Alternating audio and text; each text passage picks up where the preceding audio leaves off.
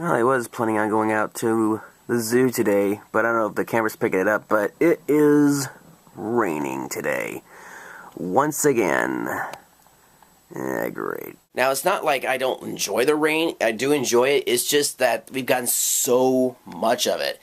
But it's a good thing because we're in a drought, literally. I mean, we are in California, and we have had a drought now for quite a long time, and we haven't gotten this much rain in a very long time. In some areas, it's not so great because if you live out in the hills or whatever and you experience a fire, well, guess what? All that brush is gone, and it's going to cause mudslides and flash floods and rock slides, so yeah, that's bad. But for some good news, I was reading a post on Facebook saying that Lake Tahoe has gained about a foot more water, which is amazing because we've been draining it out because we were in a drought.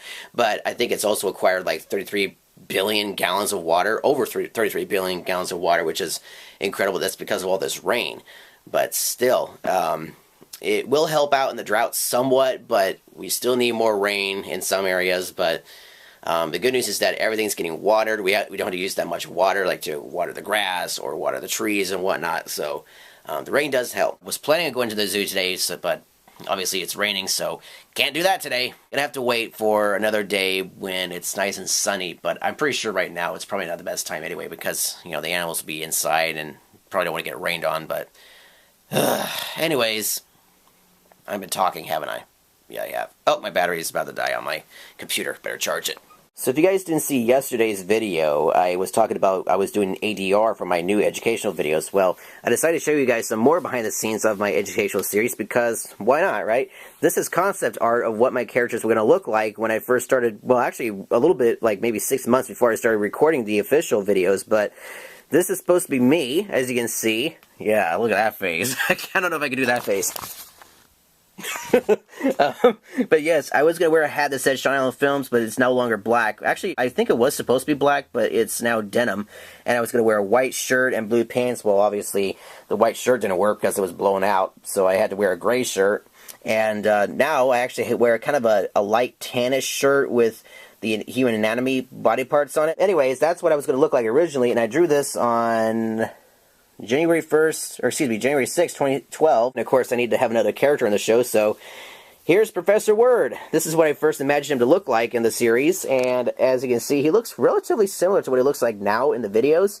He, unfortunately, doesn't just have a mustache now. He now has a goatee along with a mustache, so yeah, it's pretty good. I actually have this kind of purplish shirt that he was going to wear. He doesn't wear a tie. I thought I had a tie that looked like that, but nope, so he doesn't wear a tie. But the sweater, yeah, the sweater has changed every once in a while, but you know what? It's relatively the same, and as you can see, his hair looks a little scraggled there. But he does wear the glasses. Those are supposed to be my original glasses. Those look like Harry Potter glasses from the angle right there. And he does wear black pants and shoes, and this was also created on January 6, 2012. He's got his pointer and textbook here. So these are relatively close, to what I have in the show now. Now, originally, when I first started the educational videos, it was only going to be me and Professor Word. However, I did a little test run with Professor Word with a microscope, and I was like, you know what, this is a more scientific look, and Professor Word doesn't really fit that laboratory professor-looking character, so I needed to come up with a new character in order to make it look like they were in a laboratory, and, somebody who actually knew a little bit of chemistry and biology, and that's where Professor Biochem comes in.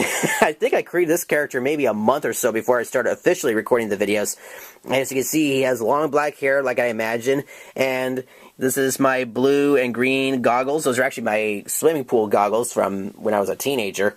And originally he was going to have these big black gloves, and he kind of actually looks like the scientist from Robot Chicken in a way. He actually was supposed to be a little bit more crazy than what he is right now. I think I toned him down just a bit so that, he was manageable. But yeah, he was supposed to be a little bit more crazy. Like, he was supposed to be like a mad scientist type character. I guess in a way he still is, but not as crazy.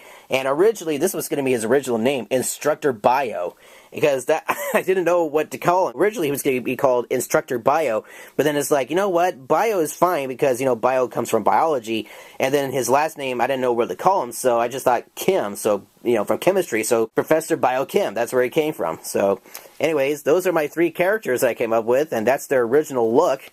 And they look relatively similar to what you see in the videos, as you could probably guess, if you have seen the educational videos. Now, some of this art I haven't seen probably since I first recorded these on camera and then put them away. But this is concept art for one of the bone areas. But, oh, here's the sweat gland here. And I usually sign these, yeah. Educational Series Integumentary System Part 1 of the skin. This was an arm that I used to illustrate the nerves from the skin to the brain. Here we go. There's the nerve. There's actually a little clip in the video where you see like this little blip show up in the video, and it goes into the brain, and it comes back down to the arm. And yeah, it's supposed to be really, really cool. And here's the hair. There's actually another piece of hair that underneath this that this is actually taped on here. I don't want to completely get rid of this, but this was actually a separate picture that I drew on top of an actual brown hair follicle here. That's an actual drawing of my hand right here. As you can see, that is my hand. It's one of the vertebrae. I haven't used this one yet. This is the rib cage. Oh, actually, I did use this one. This is the rib cage, and it's colorized because of the different ribs here. I was going to try to come up with a cartoon version of the characters, and this is Professor Word. Look, oh, he looks so mad.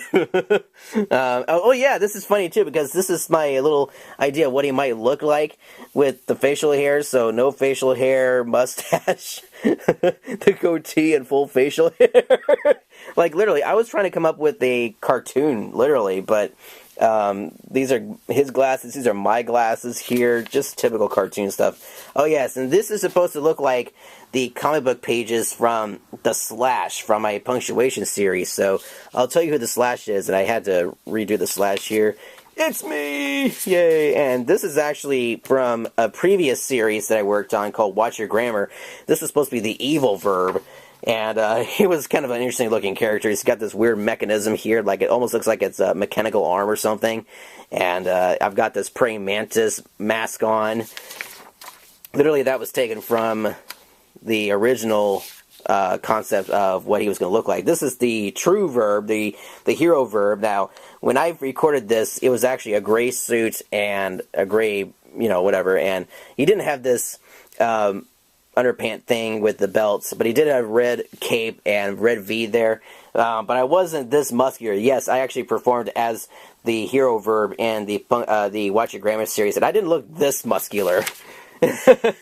Again, this was stuff that I was going to record originally, but like as a live action, but I decided no, it'd be kind of funnier if it was a comic book style.